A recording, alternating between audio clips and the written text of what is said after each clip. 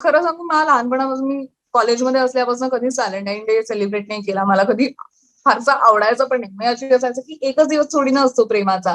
सगळे दिवस असतात प्रेमाचे तसं म्हणायला.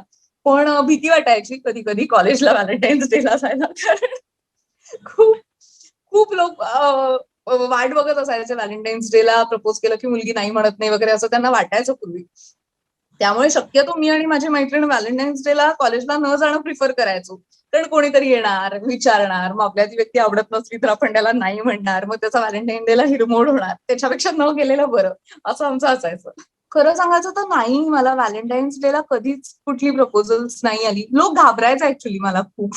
म्हणजे प्रपोज करायला आणि एकूणच एक जरा बापरे! ही भयानक आहे आणि ही पटकन काहीतरी बोलेल किंवा ही अपमानच करेल आपला वगैरे असा एक लोकांच्या मनात असायचं नेहमी. पण तसं काही नव्हतं. मी काही अशी अशी नव्हते अजिबातच किंवा अजूनही नाहीये. पण त्यामुळे लोक घाबरायचे मला. मला कधीच व्हॅलेंटाईन्स डेला कोणी प्रपोज केलं नाही आत्तापर्यंत. मला असं वाटतं की त्यांनी उगाचच काहीतरी भयानक जगावेगळं केलं नाही पाहिजे.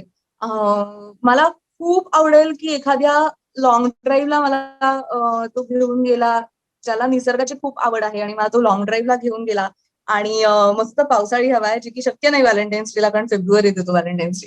पण मस्त छान पावसाळी किंवा अशी ढग असलेली हवा आहे. डोंगरात कुठेतरी दूर लाँग ड्राईव्हला मी गेलीये आणि तिथे जर का मला छान कोणी प्रपोज केलं तर मला खूप आवडेल. म्हणजे तिथे नाही म्हणणं जरा अवघडच जाईल एकूणच. त्यामुळे अशी मला रोमॅन्टिक डेट नक्की आवडेल.